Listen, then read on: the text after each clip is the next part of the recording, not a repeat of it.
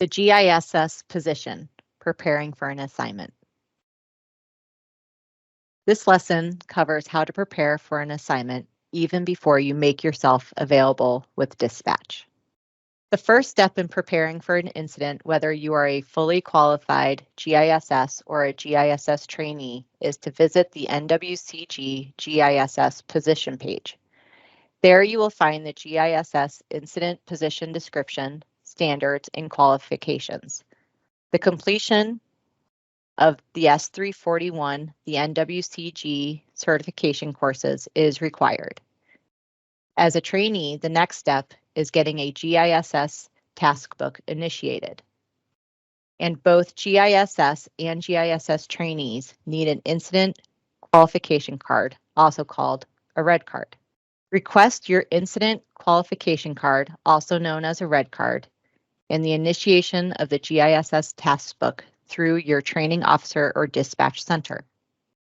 The task book must be completed within 3 years. Many of the tasks must be completed on a wildfire incident. Generally, 3 or more wildfire assignments are required to complete the position task book. This is the current position task book for the GISS position. And this is an example of a red card with the GISS position listed with the trainee status indicated. What is next? Determine your availability. Discuss this at the beginning of the season with your work supervisor. This is also the point to discuss availability with your family. Both you and your supervisor have to agree when you are available. You must make yourself available for several trainee assignments to get signed off on your task book. Assignments can be up to 14 to 21 days plus travel. Remember, if you have an event coming up, you need to make sure that you make yourself unavailable well before the event. 14 days is a normal rotation, but the 21-day rotation is also a possibility. Get to know your dispatch center contacts. These are the people that will be dispatching you. Make sure they all have your available contact information. Confirm with your dispatch that you are in IROC, the Interagency Resource Ordering Capability, as a GISS trainee. There is the ability to make yourself available within the local area, your geographic area, or nationally. This is also something to discuss with your supervisor. Some state employees, for example, need high-level approval to leave the state. Make sure your dispatcher knows what level, area, your availability is. It is improper to turn down an assignment based on location or whether you will be staying in a hotel or camping. If you are statused in IROC as nationally available, you should not turn down the assignment because you think it is too far to travel or you do not like the lodging arrangements. When you get your red card as a GISS trainee or as a fully qualified GISS, and you make yourself available nationally, you can end up on an incident anywhere in the country. You can go to a website such as the National Fire Situation Awareness page or InsaWeb and look at the large incident map like this one to see where major activity is and where you might be sent. Another option is the Esri Disaster Response Program. You may be sent someplace that's not even on the map, but there's a good chance it'll be one of these places, and you could use other sites such as the individual GAC pages. We have covered talking to your supervisor, getting a red card and position task book, and making sure you are ready in IROC. Here's a list of other things you should also do. Use the software, stay up to date. The expectation is that you know how to use ArcPro. If you are not consistently using ArcGIS Pro software, then the time to learn it or get refreshed is not on the fire. Your time is in demand on an incident and you need to have your skills current. Not all agencies allow administrator access. However, there are software tools that many organizations provide and users for loading approved software, extensions, and printers. Talk to your home unit IT specialist prior to going out on assignment.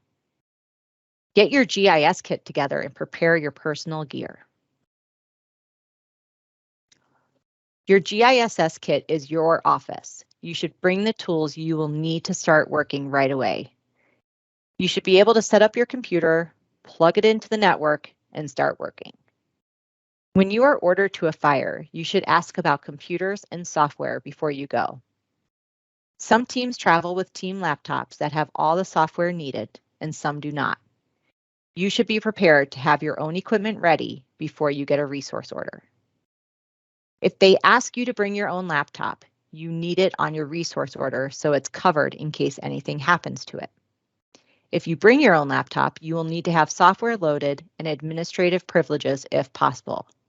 And bring a mouse. Working on a touchpad is not ideal when map making. If possible, to provide your own hotspot for Wi-Fi connectivity is important to work until the network is up and running. An extra monitor is also helpful. The same goes for GPS or mobile mapping devices. And don't forget cables. Cables relevant to your computers, the power cord especially, and any possible exterior units that may need to be connected. Many GPS units, smartphones, and tablets use Lightning, Apple, mini USB, and micro USB cables. Personal gear, sometimes referred to as your red bag because that is the color of the bag often used to pack with, contains some of the items listed on your screen, and packing correctly will make the assignment a better experience. You will need clothes for 14 days. Laundry services may or may not be available. And don't forget warm clothes. Even if it is 90+ degrees in camp during the day, temperatures at high elevation drop dramatically at night and remain low at early morning briefings.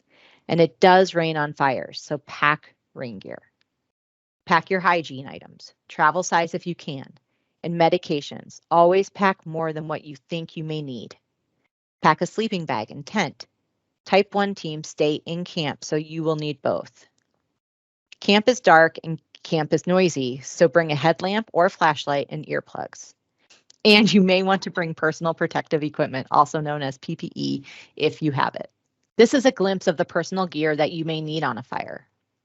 Unless you are a fire line qualified, you won't need personal protective equipment, PPE, such as a fire shelter, Nomex shirt and pants, leather gloves, and hard hat. But often, a GIS specialist will wear Nomex pants and leather boots and ICP.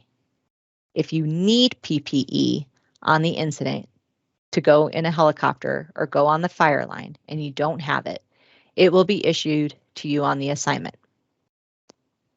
In general, just pack like you're going camping. This is another question to ask your home unit or sponsoring fire management officer about. Can they issue camping gear before you go? A tent, sleeping pad, a sleeping bag, and even a bag to pack it in? Bring your own camping gear is voluntary and you take the risk of it getting ruined, so try to get equipment from your home unit or make sure the incident will provide that to you when you get there. According to the National Interagency Mobilization Guide, all personnel traveling to fires, with the exception of smoke jumpers, rappellers, and helicopter managers, are allowed to carry one frameless soft pack not to exceed 45 pounds and web gear or a briefcase, not both, not to exceed 20 pounds. Your laptop case is your second bag. It should be carry-on size. Remember, as was stated earlier, it is important to communicate with your dispatch center when you are available. Confirm contact phone numbers and email. When you are ordered, dispatch will give you the information on what to do and where to go. Word of mouth is also helpful, even when we have systems that are designed to request, find, and order resources. When you are available, don't be shy about spreading the word to your contacts. To review, the objectives covered in this lesson was how to prepare for an assignment.